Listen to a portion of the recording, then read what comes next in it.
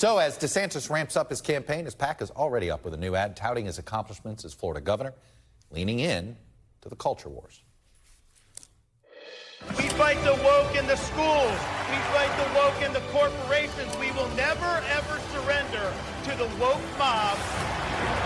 We will be courageous, and we will never back down. Ron DeSantis for president. Let me bring in now Ken Cuccinelli. He is founder of the Never Back Down PAC. He is, of course, a veteran of the Trump administration at DHS, and he was also a prominent supporter of Ted Cruz in 2016. And I want to start there. Mr. Cuccinelli, by the way, it's good to see you. Welcome back to the show.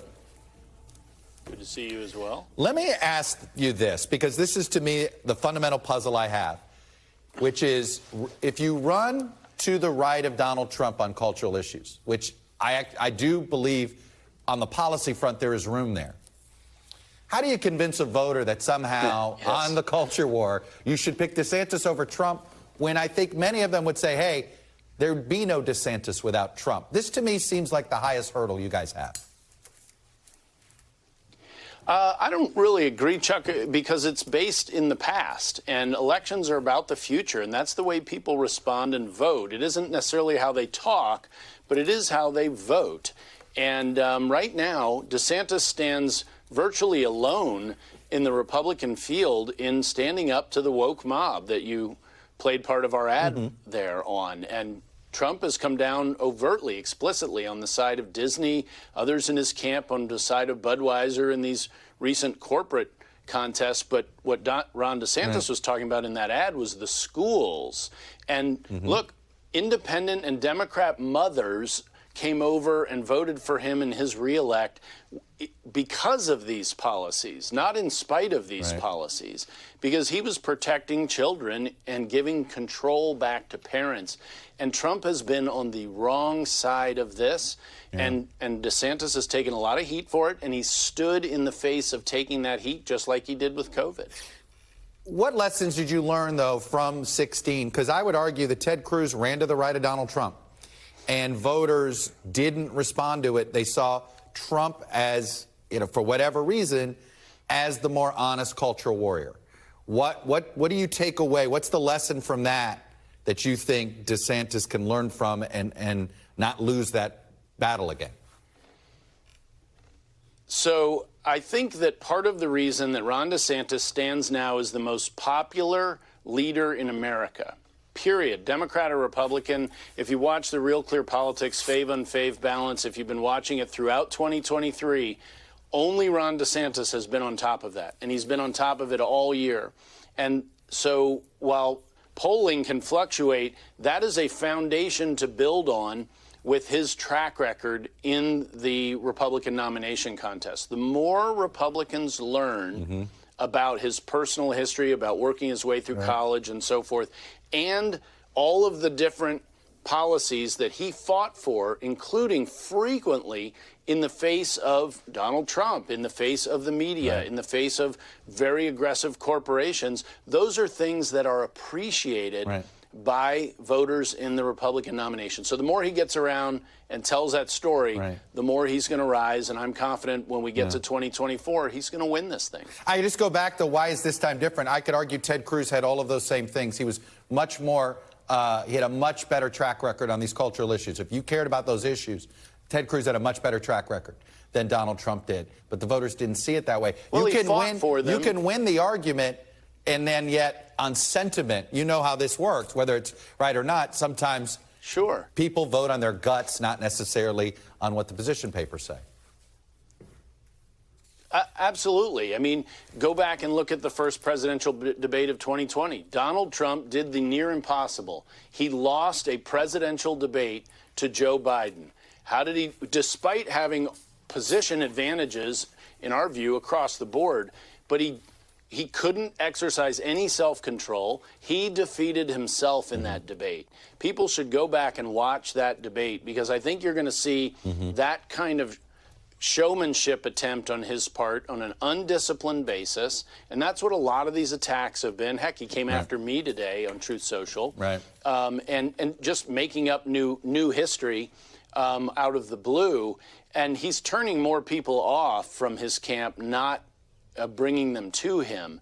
And he's going to do more and more of that. Everybody watching who liked President Trump at one time or another, and I worked for him, obviously, wished he'd get off Twitter. You know, we talked about that all the time. Oh, gosh, he's killing himself, blah. Right. Well, he's been off Twitter. As we get farther through 23, as you know better than almost anybody in America, these candidates are going to be more and more omnipresent in Americans' lives. And history shows when Donald Trump is omnipresent, his undisciplined, irritating, and backwards-focused, childish, petulant name-calling wears people down. He will lose them. And that's where Ron DeSantis' track record of steadiness and leadership and fighting for things that matter will really come into play, and he will win those people over very steadily all the way, not just to Iowa, but all the way through the nomination and the election. So another challenge that I think he has that's, to me, very similar to 16 is look at the other candidates in this race. Are they going after the front runner, or are they going after the chief challenger? Right? And we saw this 8 years ago where everybody ignored Trump because the idea was, oh, I want to be in the second position, then I can get to take on Trump. And you got Nikki Haley coming after Governor DeSantis. You got Tim Scott willing to contrast with DeSantis. What do you make of that? And do you worry that that pile-on could hurt you? So, first of all of these candidates are going after DeSantis because they understand who is most likely to win and why. And they know that he is the guy to beat. Whatever the polls say today, DeSantis is the person to beat. That's why they're all going after him. And I don't agree with your characterization of 2016. Lots of candidates mixed it up with Trump throughout the race. Some of them did better than others.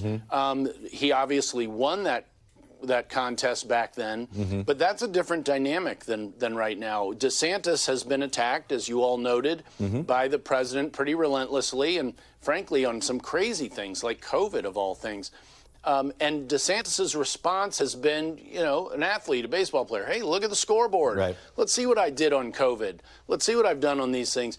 And that sort of indirect response has been infuriating the president and reminding people of what DeSantis has done and how nimbly he handles those kinds of attacks. He's very good at it. Have you thought about the scenario where you have more delegates and Donald Trump doesn't concede? Well, look, we're going to play this all the way through. As you know, Chuck, I was the delegate wrangler for the Cruz campaign in 16, and we outperformed the Trump campaign there. I have every intention of doing that again and outperforming them again. And there's two levels to the contest. You have to go out and win elections. You also have to win the conventions and processes, and we're going to win both. We're going to win both of those. But and we're already preparing. Donald Trump never conceded Iowa. And we've knocked on 20,000 doors. Yeah. That's fine. You know that. That's the way he behaves. I understand that. Are you worried he's going to burn? Scoreboard. Are you worried he's going to burn the party down if you guys win the nomination? He certainly talks that way all the time, but that would be like giving in to somebody holding a hostage, in this case an election hostage, and we're not going to do that. We're going to press this forward and make the case to all of the voters of America, and when it all comes down to it, when we get to the general election against Joe Biden, Donald Trump is one vote. He gets one vote and a big megaphone, and I think that the folks who really believe America's first, like me, can make a choice on an impersonal basis of who's best for that, and that's Ron DeSantis. Ken Cuccinelli, who is the founder of Never Back Down, Good to be with you. Which is going to be the big super PAC. I have a feeling you and I will be talking a lot more throughout the year. Thanks for coming on and sharing the super PAC's perspective. Good to see you. Thanks for watching our YouTube channel. Follow today's top stories and breaking news by downloading the NBC News app.